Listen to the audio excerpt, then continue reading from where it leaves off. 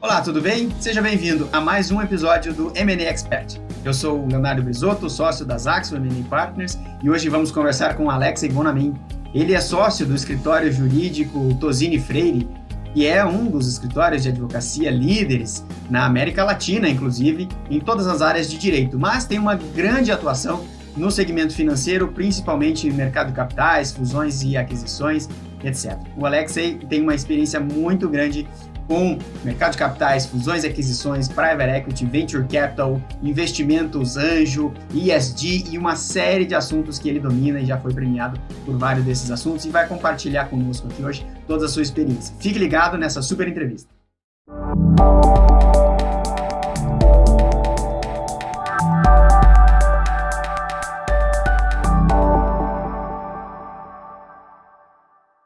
Olá, sejam bem-vindos. Então, hoje eu vou falar com Alexei Bonamin, sócio da Tosini Freire Advogados. Seja bem-vindo, Alexei. Prazer é meu, Leonardo. Queria dar primeiramente um oi para todos os seus telespectadores aí. Então, conta pra gente quem é o Alexei em 30 segundos. Bem, eu sou advogado de formação, professor de pós-graduação também nas áreas de mercado de capitais, financeira, private equity e venture capital. Eu sou sócio responsável pela área de mercado de capitais aqui do Tosini Freire Advogados. Muito bom. Que tipo de clientes, que tipo de mercados que você costuma atuar dentro do Tosini Freire?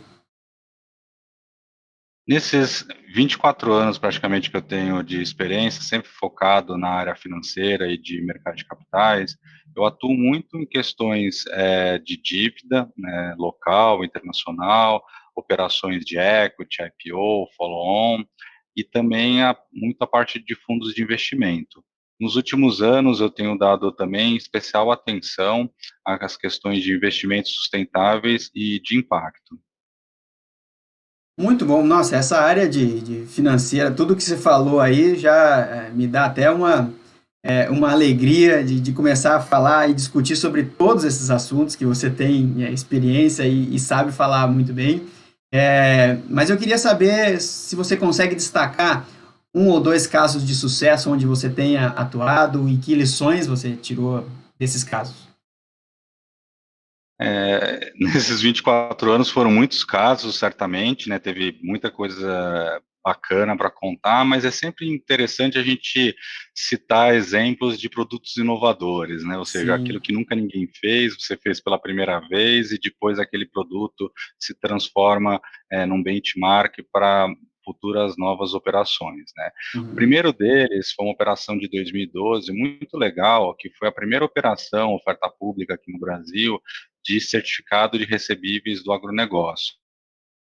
Então, foi o que a gente chama de CRA, né, o CRA, Uhum. como oferta pública, que todo mundo conheceu como CRA da Singenta, né, e que foi a primeira oferta disso, desse produto aqui no Brasil.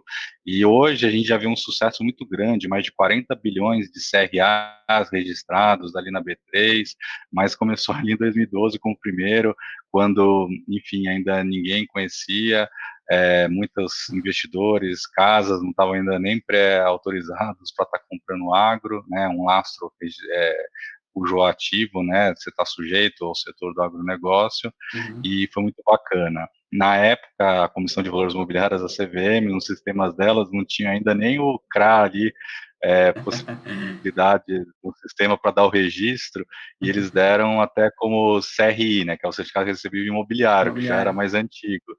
E isso foi legal. E aí, também de produtos inovadores, há uns 2 anos atrás, a gente fez também o primeiro que a gente chama, né, de social bonds, né, uma debênture social aqui do Brasil, um impacto social, ou seja, com a destinação dos recursos, uma oferta pública de uma debênture, de um social bonds, que teve esse impacto social. E no começo desse ano, a gente fez a primeira oferta de um sustainable bond, né, que combina no mesmo papel externalidades verdes, né, do meio ambiente, e externalidades sociais. Aquele produto que eu falei que foi o primeiro social bonds, que foi há uns 2 anos atrás, foi para ajudar a financiar os clientes do programa Vivenda. O programa Vivenda é uma startup que faz reformas em barracos em comunidades carentes, e o Sustainable Bond do começo desse ano foi para a Faro Energy, para financiar os seus projetos de painéis solares, né, por isso o componente verde, de ambiental, né, e também financiar projetos sociais ao entorno desses projetos aí de financiamento de painéis solares. Enfim, com um componente dual, tanto verde e social, por isso sustentável, né, que aí pegou esse selo de Sustainable Bond. Uhum, entendi. Olhando um pouquinho do backstage dessa operação do CRA, né, do cara da Singenta ali, que recursos, que insumos que você diria que foram vitais para esse tipo de operação, já que, pegando até o seu exemplo, não tinha nem registro na Bolsa, né, nem na CVM, para poder fazer esse tipo de operação. O que estava por trás de montar esse produto inovador? Como que foi o convencimento de uma empresa de lançar um produto no mercado que ainda não existia? Conta um pouquinho desse backstage, que eu acho que é legal compartilhar com os ouvintes, né, com os espectadores, esse tipo de mindset, o que está por trás de um movimento de criar um produto inovador, de levar para o mercado, de forçar uma regulamentação ou criar um produto realmente inovador, como você falou. O que estava por trás disso tudo que você imagina que foi fundamental nessa operação? A grande ideia, né, da gente fazer um produto de CRA como esse, é você ter a possibilidade de você estar fazendo o financiamento do agronegócio via mercado de capitais, que até então sempre foi tradicionalmente via empréstimos bancários, operações eco-trading, barter, ou mesmo linhas subsidiadas de crédito rural. Então, a gente trouxe um componente novo, que é o mercado de capitais. Então, acho que o primeiro desafio aqui é a inovação, né? Uhum. E você tem criar um produto, todas essas 3 operações que eu mencionei, tanto do Canadá Singenta, o Social Bond do Programa Vivenda, como o Sustainable Bond da Faro, são operações que às vezes levam mais tempo na parte de design, de estruturação, porque nunca ninguém fez. Muita gente fala, não vai dar certo, não pode Imagino. fazer. Então, a gente tem que ter muita convicção, acho que esse é o primeiro ponto, ser inovador, criativo, com responsabilidade, né? Mas acreditar, ser resiliente, né? Que você pode sim fazer algo novo, algo que vai ajudar o mercado, que vai ajudar setores específicos, nesse caso do CRA, vai ajudar o setor do agro, né, ter outros tipos de funding, que nem eu falei, já tem mais de 40 bi registrados em bolsa, né, então é Nossa. muita coisa, né, hoje, então ajuda muito, um produto começou pequenininho lá atrás, e a mesma questão desses produtos, tanto de impacto social como sustentável, você está com externalidades, né, muito claras relacionadas aos objetivos de desenvolvimento sustentável, que são os ODS, né, os impactos ambientais e sociais positivos. Então, acho que o grande ponto é ser resiliente, ter perseverança, acreditar naquilo e achar que realmente a gente consegue inovar o mercado. Excelente, adorei esses casos e esses insights que eles geraram, né? E até os impactos que eles produzem no mercado continuam produzindo. Do outro lado, um caso que não deu tão certo ou que deu tudo errado, mas ainda assim vocês aprenderam, você conseguiu tirar uma lição importante. Você consegue citar um ou dois casos de erro, de fracasso, de insucesso em alguma operação? De erro, não me recordo o que é, às vezes, de sensação de frustração, talvez, né? Porque, como você pode imaginar, Leonardo, aqui a gente tem muito trabalho, né, para fazer Imagino. essas operações, né? Não só nós, os outros participantes, são às vezes meses. Essa operação, por exemplo, do primeiro CRA, foi mais de 1 ano e meio, quase 2 anos para colocar essa operação em pé, né? Nossa. Então, essa deu certo, mas às vezes o que é, às vezes, frustrante, às vezes você fica lá 1 ano, 2 anos, fazendo uma operação e, de repente, a operação, ela não sai, né, por vários motivos, às vezes o mercado não está favorável naquele momento, você teve alguma, enfim, algum fato ali que acabou não contribuindo para aquele papel sair, os investidores que estavam interessados, eles acabaram desistindo. Então, você teve todo um trabalho, né? Isso é muito, a gente vê muito isso com IPOs, né? Às vezes você está lá junto com a companhia, meses e meses, fazendo tudo para sair, está tudo pronto, já foi feita a documentação, já foi tudo, às vezes, protocolado na CVM e tal, mas por uma questão de janela de mercado, ou a precificação não foi adequada, enfim, a operação acaba sendo descontinuada. Então, acho que é mais esse componente, faz parte, né? Nem tudo que vai ser feito vai sair, mas como tem muitas vezes dedicação, paixão para fazer uma operação para ela sair, né? Sempre fica essa frustração quando uma operação acaba não saindo por motivos alheios, né? Questões de mercado, entre outras questões, né? Entendi. Não, show de bola. Realmente acontecem no mercado o tempo todo, né? Ou os cisnes negros, ou os eventos que às vezes a gente não controla, mas que a gente tem que seguir adiante, né? Muito bom. Bem, vamos para o segundo bloco, onde a gente vai olhar um pouquinho para o futuro.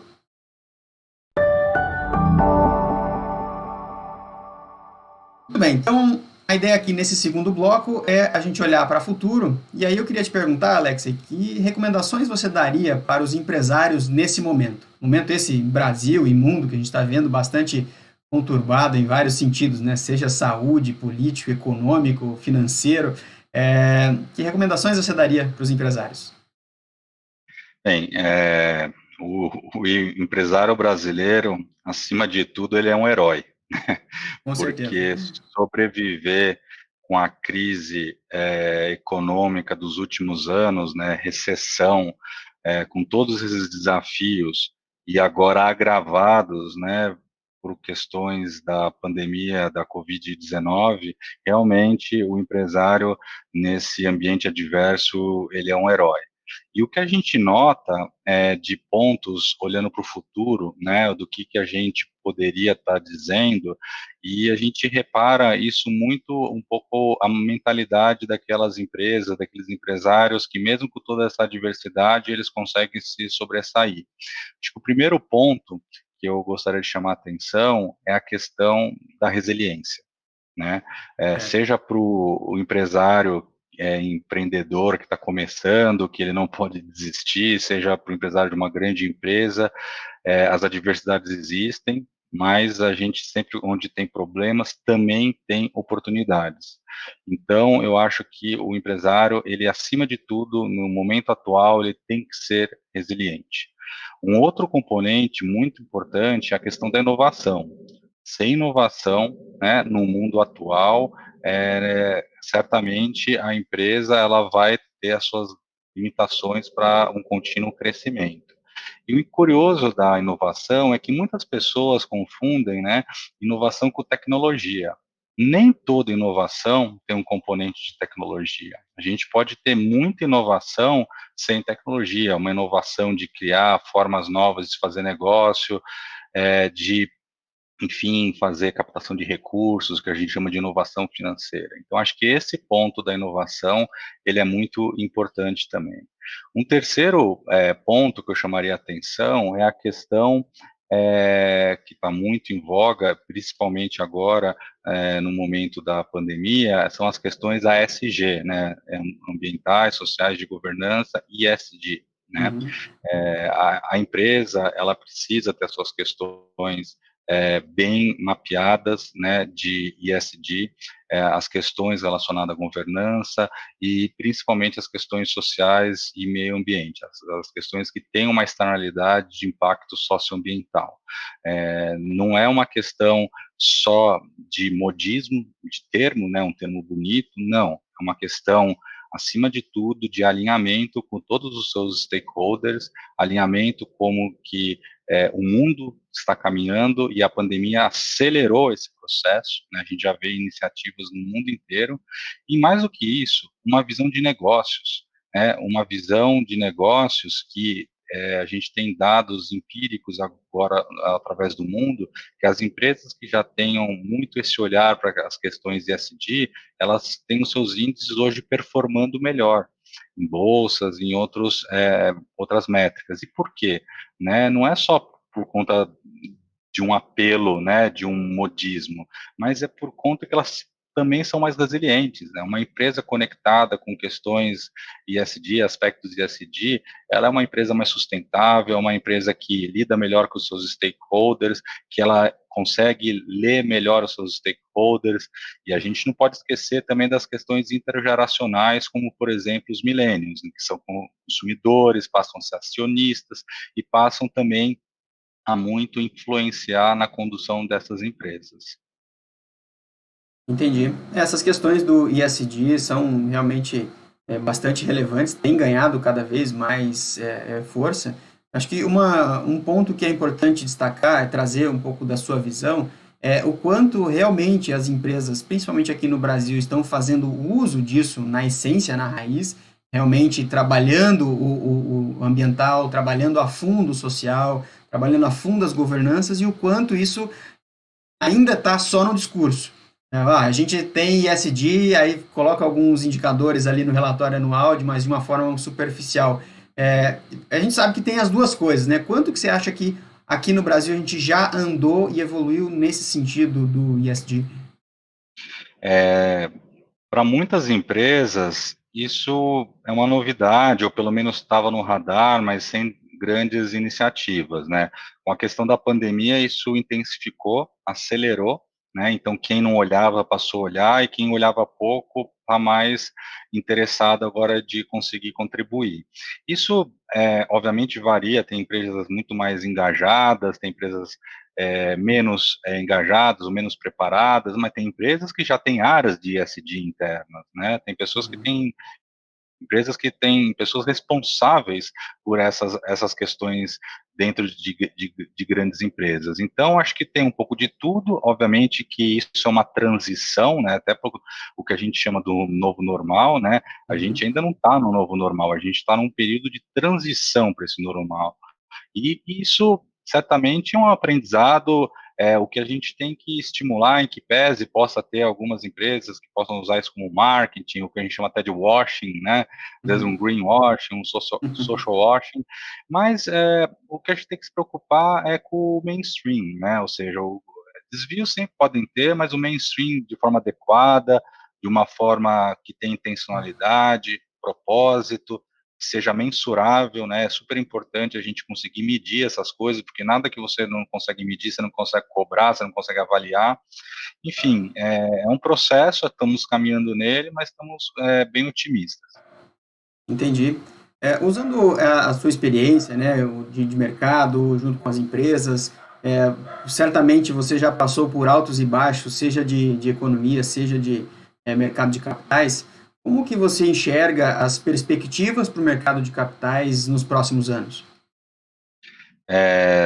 Eu vejo como uma perspectiva positiva, né? A gente tem um cenário, vamos dizer assim, estruturante de queda de juros aqui no Brasil, Uhum. né?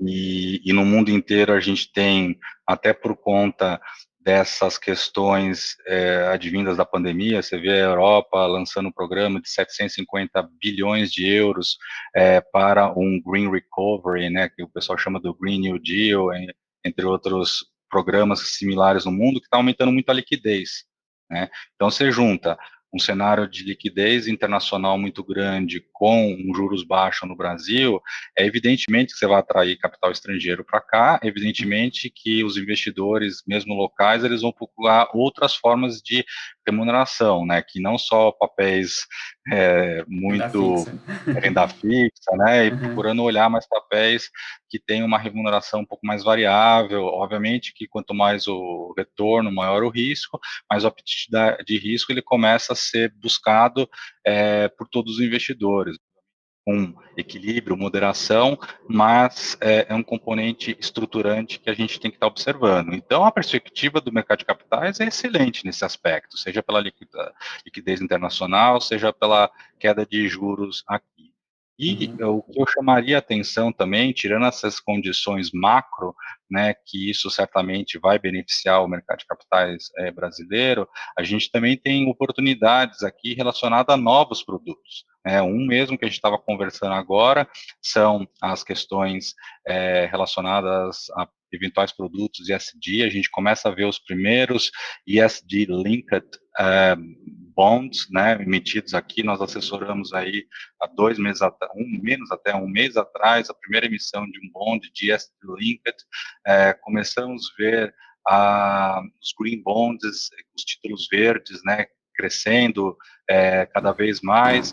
Então, esses novos produtos começam a sair também, juntando a questão de inovação financeira, a questão do crédito carbono atrelado a esses produtos, que também passa a ser um ativo financeiro, ambiental bem interessante, e também oportunidades de inovação. A própria Comissão de Valores Mobiliários, a CVM, ela lançou recentemente, né, um sandbox regulatório que por meio desse sandbox regulatório vão poder ser testados novos modelos de negócio para fins de mercado de capitais, que até então as regulações atuais ou são muito custosas ou muito complexas, que esses novos modelos de negócios teriam uma dificuldade de estar tendo uma experimentação, né, inicial. E esse é o racional do sandbox, né, da caixinha de areia lá para você brincar um pouquinho lá com alguns descontos regulatórios, mas para testar produtos novos. Então a gente vê com muito bons olhos todas essas iniciativas, certamente o mercado de capitais vai se beneficiar de todas elas. Entendi, muito bom. E olhando também para frente, e setores que você acha que vão ganhar força daqui para frente com tudo isso que aconteceu, que continua acontecendo? Essa é uma excelente pergunta, porque isso tem vários aspectos que devem ser levados em consideração. Às vezes, ou porque você gosta de um setor, às vezes porque esse setor já dá dinheiro, ou outros setores que possam vir dar dinheiro. Mas se você for olhar um pouco o histórico do Brasil, o que vem acontecendo nos últimos anos, é inegável que um setor ele vai continuar crescendo muito, e esse setor é o do agronegócio. Então, eu chamaria atenção para o primeiro setor, o agronegócio. O agronegócio representa quase 1/3 do nosso PIB, responsável pelo superávit de balança comercial que nós temos com os outros países. O Brasil é líder em exportação em muitos commodities agro e desenvolve tecnologia de ponta via Embrapa e em outras frentes para a questão do agro. É Então, verdade. esse racional vai continuar existindo, o Brasil vai continuar forte. Acabamos de passar uma nova lei do agronegócio, que é justamente para fomentar crédito privado para o agronegócio, para o agro continuar competitivo, com essa pujança que ele tem. Esse certamente é um dos Brasis que dá certo, né? Então, esse com É, certeza vai continuar muito forte.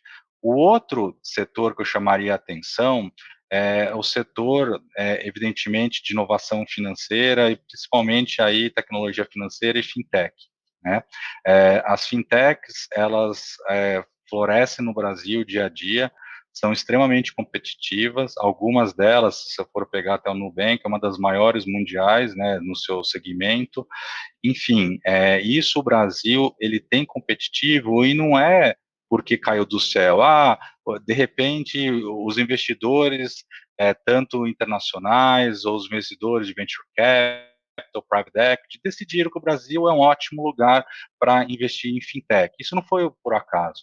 O Brasil, vale lembrar, teve um histórico muito forte inflacionário, né, na década de 80, e que até então os bancos tiveram que investir muito em eficiência para conseguir ter mínimos questões competitivas, lucratividade nesse ambiente hostil que nós tínhamos de hiperinflação. Então, os bancos, historicamente, e outras empresas investiram muito em tecnologia de automação bancária, entre outras questões. Então, isso é um primeiro componente que o Brasil sempre teve muito forte. O segundo componente que o Brasil teve foi uma cultura, né, de você ter uma regulação bancária para o sistema financeiro que é benchmark internacional. Basileia 3, por exemplo, muito do que o Brasil já tinha implementado antes, outros países vieram implementar depois. Então, aqui a gente vê esses componentes muito presentes, né, para criar um histórico, né, eu já investia muito em tecnologia, fazendo mão de obra, eu tive também adversidades que conseguimos superar, entre outras questões. E o que faltava era um pouco mais do lado empreendedor, né? E que isso apareceu com a recessão dos últimos anos. O brasileiro começou a empreender mais. E essas fintechs, unindo todo esse histórico que nós já tínhamos, que eu mencionei, unindo com esse fato de empreendedorismo mais pujante recentemente, explica o fenômeno fintech que nós temos. E aí, fintech, não é só a fintech, né, que estava relacionada à questão de pagamento, arranjo de pagamento, ou a fintech de crédito, que é mais recente, né, que o Banco Central regulou, como a Sociedade de Empréstimo entre Pessoas, a CEP, ou a Sociedade de Crédito Direto, que são as SCDs. Mas olhando também, principalmente, aquelas empresas que começam a se inserir em novas possibilidades de negócio, relacionadas ao Open Banking e pagamento instantâneo. E essas são as novas fronteiras. Então, nós estamos vendo um ciclo muito bacana de novas empresas, de novos negócios aparecendo nesse setor de fintech. E o terceiro que eu chamaria atenção são relacionados a negócios existentes ou a negócios que ainda estão surgindo, relacionados aos Objetivos de Desenvolvimento Sustentável. Quando a gente vê a transição energética que a gente está vendo no mundo, quando a gente vê toda uma questão de cidades, né, de mobilidade urbana sustentável, quando nós vemos toda uma questão de alocações, né, de recursos para prédios de infraestrutura urbana verdes, entre outras questões. Isso, de novo, não é só investimento, isso aparece modelos de negócios diferentes, empresas novas estão entendendo, lendo o que está acontecendo, e elas estão certamente se beneficiando desse movimento que nós temos aí para uma transição, para uma economia de baixo carbono e uma economia circular. Excelente, excelentes insights e essa leitura de mercado, acho que dá para direcionar bem, a gente olhar melhor esses segmentos e ter, né, as iniciativas, tanto empresariais quanto de investimento, irem nesse sentido, né? Você tem toda a razão, concordo muito. Inclusive, esses dias, falando sobre o Open Banking, né, que você acabou de comentar, escrevi um artigo do Banco Invisível, né, da tendência de ir juntando essas tecnologias que estão disponíveis, né, do banco, algoritmos e blockchain, o open banking, do setor bancário, e se infiltrando cada vez mais na vida das pessoas e ganhando espaço cada vez mais, né, não só via fintechs, mas os bancos grandes também acho que não vão perder sua competitividade, pelo contrário, né, vão tentar atuar cada vez mais. Com certeza. E olhando do lado oposto, que setores que você acha que vão enfraquecer daqui em diante? Olha, são diretamente relacionados a esse que eu acabei de falar, os dois últimos, né? Uhum. Somente combustíveis fósseis, né? Uhum. Então, isso com certeza a gente vai ter uma transição, já estamos tendo, mas vai ser acelerado para uma questão de eficiência energética, uma questão relacionadas à baixa emissão de carbono. Então, tudo o que tiver na contramão desses setores que a transição para o novo normal vão com certeza sair perdendo, né? E também todos aqueles relacionados que lutem contra a tecnologia. É o que eu costumo dizer, né? A tecnologia ela vem, a inovação ela vem já com muita velocidade. Setores que lutarem contra isso, né? Tem muitos setores que às vezes vão desaparecer em função de robô, né? Não Uhum. adianta ficar lutando, o robô é um problema. Não, a gente tem que ver oportunidades de negócio, né? Porque tudo o que o ser humano fizer que puder ser automatizado e feito por um robô, vai ser, né? O que o ser humano ele tem que focar é justamente em coisas que o robô não tem, na empatia, né? Na persuasão, Uhum. né? No senso Criatividade. crítico. Exatamente, criatividade, em todas essas questões, o resto, muito vai, isso obviamente não é daqui 1, 2 anos, mas a tendência é essa, né? Então, setores que sejam de muita mão de obra intensiva, né, e que saiam perdendo com essa automação e robotização da economia de maneira geral, né? Entendi, muito bom. Gostei muito dessas perspectivas que você trouxe, desses insights. Então vamos agora lá para o terceiro bloco, onde a gente vai olhar um pouquinho, colher algumas dicas, algumas recomendações do Alexei. Vamos lá.